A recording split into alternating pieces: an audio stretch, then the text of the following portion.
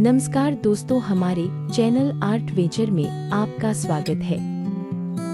तो आज हम बनाएंगे मोज़ेक आर्ट से बनी वॉल हैंगिंग। बहुत ही सुंदर और कम बजट में हमने इसका ये बनने में इस्तेमाल किया है। एमडीएफ बोर्ड 4 इंच मीशो पे आपको ऐसे 12 एमडीएफ बोर्ड सिर्फ 80 रुपए में मिल जाएगा और मिरर स्टोन भी 100 के तहत मिल जाएगा। तो ये वॉल हैंगिंग बहुत ही कम बजट में सामानों से बना है, जो कि बहुत ही सुंदर लग रहा है।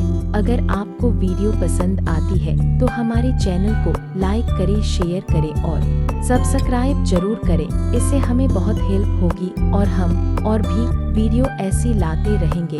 अगर आपने हमारी चूड़ी वाली वीडियो नहीं देखी तो चैनल पे विजिट करके जरूर देखें।